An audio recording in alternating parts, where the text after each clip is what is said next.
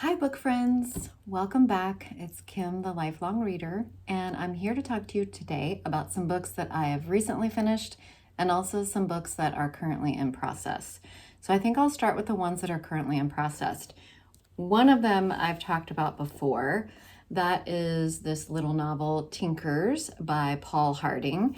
I started this in September, actually, and when I opened it, I realized it's kind of a deep little book, even though it's a short book. It's a little bit deep, and I wanted to kind of slow down and give it the time that it's due. This is a book about a gentleman who is in his last days of life. We meet him when he has 8 days to go. And this is literary fiction. I love literary fiction. It is probably my favorite genre. I can feel the most for the book when I'm reading literary fiction, and it's just because of the beautiful way that those types of writers put things into words. So let me give you an example of what I mean. In this book, we're following a gentleman named George Crosby as he is in his last 8 days of life. And the author tells us, George Crosby remembered many things as he died, but in an order he could not control. To look at his life, to take the stock he always imagined a man would at his end, was to witness a shifting mass, the tiles of a mosaic, spinning, swirling, reportraying, always in recognizable swaths of color, familiar elements, molecular units, intimate currents, but also independent now of his will, showing him a different self every time he tried to make an assessment. So as we go through this novel, we are following George through some hallucinatory times as his body gets closer to shutting down on the last days of his life. And we also see him kind of, I guess it's reminiscing, but he's envisioning things that happened in his father Howard's life. And Howard seems to have lived a really interesting life. He was a traveling salesman of sorts. He pulled a cart around and sold general wares from this cart. So I am still not even halfway through this. It's not the book's fault. I'm having trouble picking it up. One of the things I will tell you that I have noticed since I joined BookTube is that a lot of my spare time, which I don't have a lot of, but a lot of my spare time is now devoted to thinking about videos and making videos and editing videos. And I'm trying different ways to make my videos. I don't want to just ramble at you, so sometimes I'll try to script things, but those don't always feel the most natural. So I've been spending a lot of time kind of working on that type of stuff. So it is interrupting my reading time a little bit as far as this book.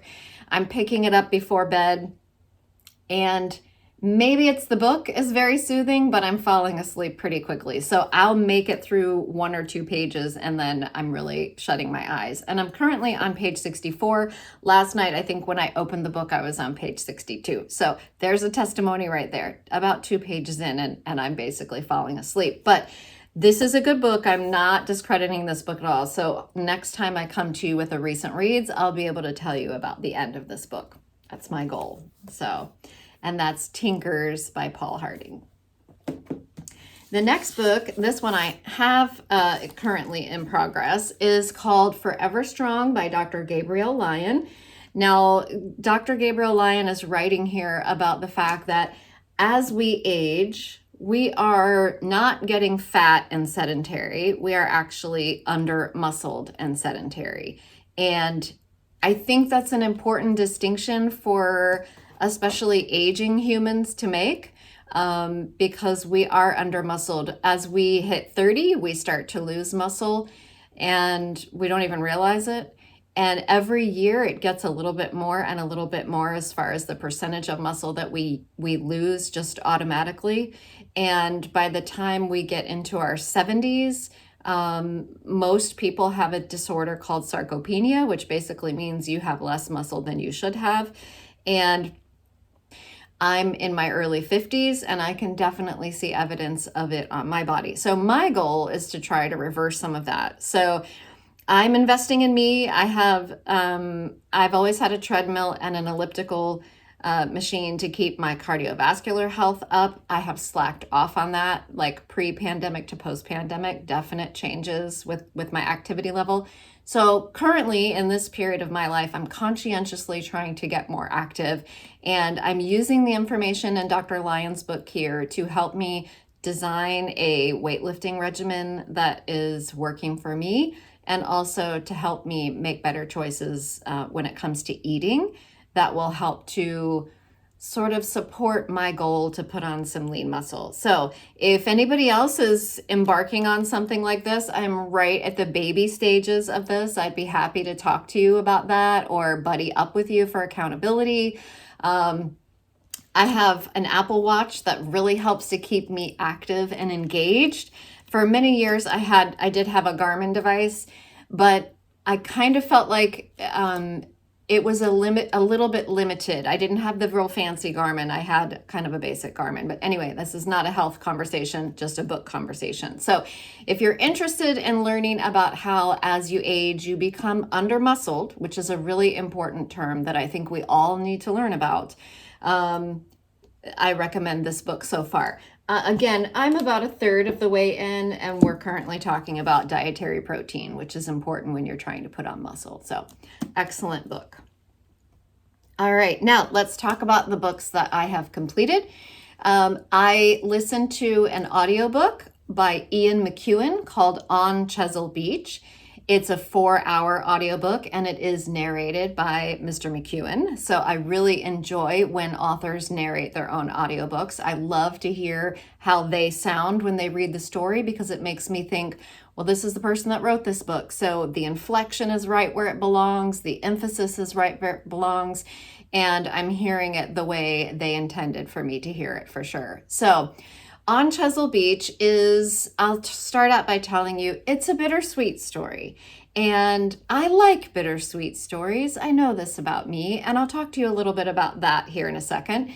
But it's a bittersweet story. We meet Florence and Edward, I believe, are their names.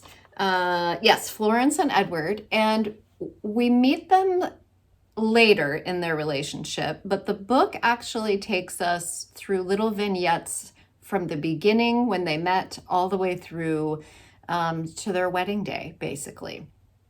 And it's a really interesting human study. I have never read another Ian McEwan book, but I did watch the film adaptation of Atonement, so I had a pretty good idea that Bittersweet was kind of what he was interested in putting out in the world.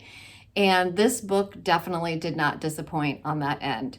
So what I liked about the book was that it's a bit of a human study. And the more you get to know me, the more you'll get to know that I really enjoy things like that.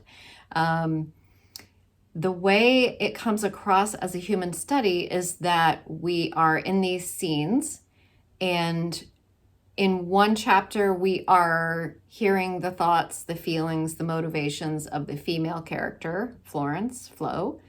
And then in another scene, we are maybe getting a little bit of crossover with the two scenes, but now we are in Edward's point of view. We are getting to hear his thoughts and feelings. And what is he thinking when he's looking at Florence? Is he thinking her eyes are pleading for him to come closer and make this move? Or is that fear and a little disgust, maybe? Are they reading each other clearly? I found that really, really interesting. I'll say this until you're tired of hearing it, I'm a student of humanity, human life, human motivation. What drives us to do the things we do? Why are we doing that? Is there some sort of something we're missing, something that's driving us that we don't know about? I love that kind of stuff. And this book kind of touches on that a little bit and really rang my bell, so to speak. So really, really enjoyed that. Now, there are going to be some people that would maybe listen to this based on my recommendation, and they would say, oh my gosh, you're a masochist. Why do you enjoy stories like this? Because these two characters, do they make some choices that seem a little rash? And you ask yourself, did they really need to do that? Could they not have just done this instead? And I would agree with you, but I am touched by the beauty somehow of the bittersweet. And that's pretty much all I'll say on that. So the audiobook that I listened to, I got from my library, which is awesome. And it was 4 hours, which was fantastic. Listened to that within 2 days. And it had about a 30-minute interview with the author at the end, which was also good because there were some questions that I had lingering in my mind as the reader.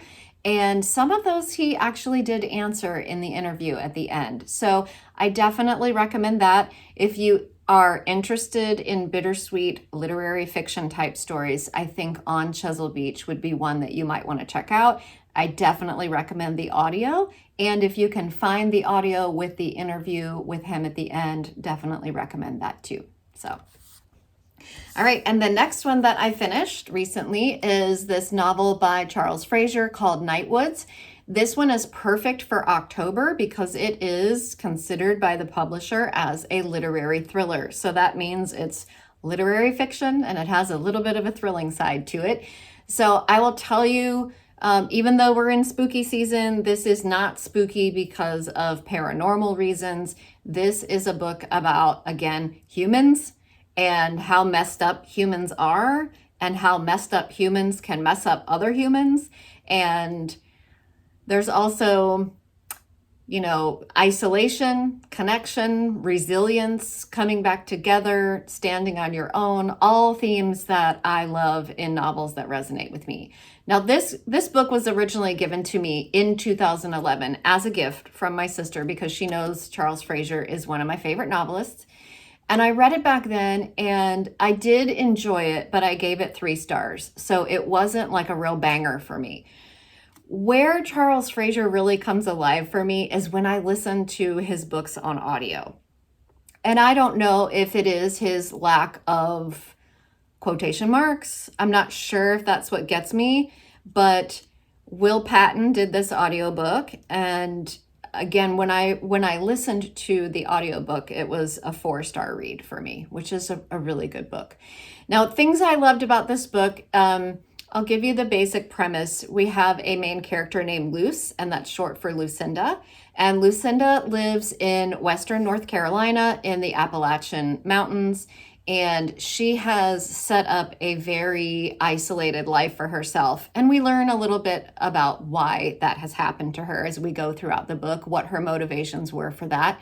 So we see her at the beginning of this story suddenly taking charge. When the state shows up, she has to take charge of her sister's 2 little twins, a niece and nephew.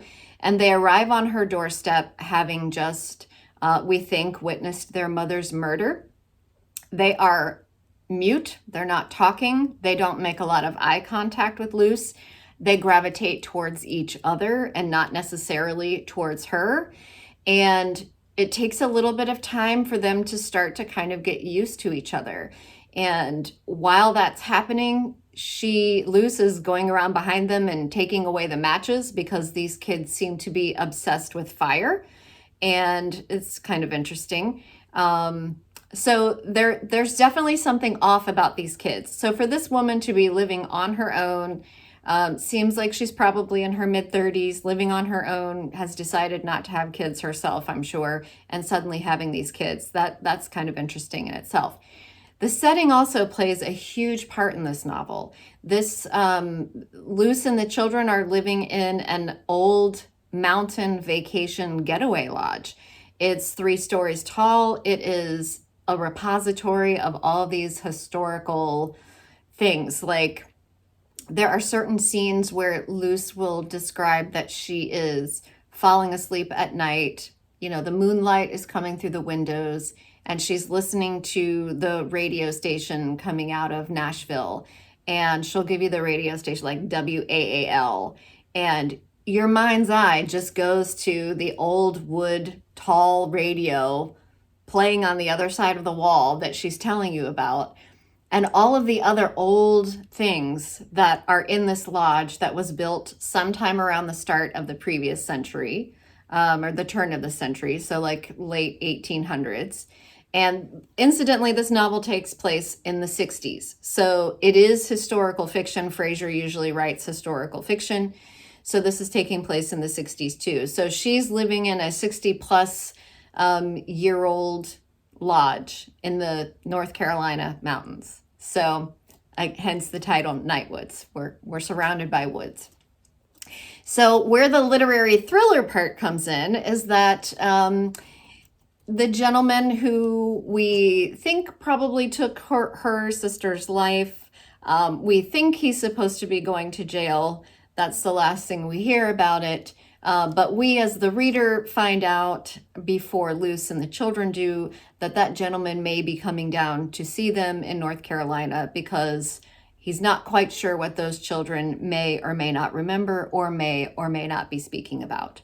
So really, really enjoyed this. There is hope and redemption. There's also some thrills, some spookiness.